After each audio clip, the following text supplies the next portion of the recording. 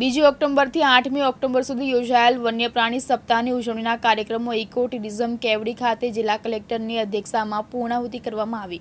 ગુજરાત રાજ્ય સહિત છોટાઉદેપુર જિલ્લામાં બીજી ઓક્ટોબર ગાંધી જયંતિના દિવસે 8મી ઓક્ટોબર સુધી વન્યપ્રાણી સપ્તાહ દિવસની ઉજવણીના ભાગરૂપે એક સપ્તાહ સુધી જિલ્લાની શાળાઓમાં પ્રશ્નોત્તરી, ક્વિઝ સ્પર્ધા, ચિત્ર સ્પર્ધા, સ્વચ્છતા અભિયાન, bike rally, nature education camp સહિતના કાર્યક્રમો યોજવામાં આવ્યા હતા।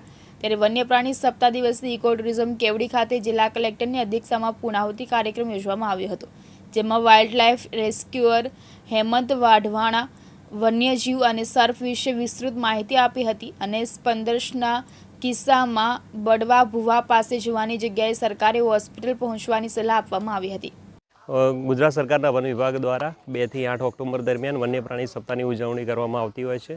જે અન્વયે આપણા જિલ્લાની અંદર 2 થી 8 ઓક્ટોબર દરમિયાન અલગ અલગ રેન્જોમાં વન્યપ્રાણી સપ્તાહની ઉજવણી હાથ ધરવામાં આવેલી હતી અને આ ઉજવણી અન્વયે જિલ્લાની જુદી જુદી સ્કૂલોમાં વન વિભાગની અલગ અલગ રેન્જો દ્વારા સાફ સફાઈ અભિયાન, પ્લાસ્ટિક મુક્ત અભિયાન, સાથે સાથે સાયકલ રેલી છે, પ્રચાર પ્રસાર કે જેના અન્વયે વન્યપ્રાણીઓનું સંરક્ષણ અને સંવર્ધન થાય એ અંગેની વિવિધ પ્રવૃત્તિઓ હાથ ધરવામાં આવેલી હતી।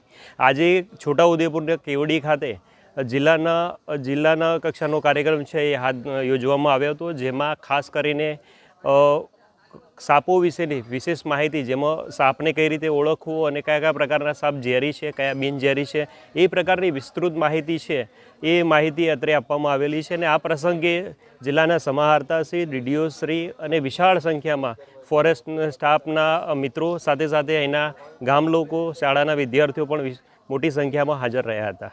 અલ્કેશ તડવી, દિવ્યાંગ ન્યૂઝ, દસવાડી, છોટાઉદેપુર।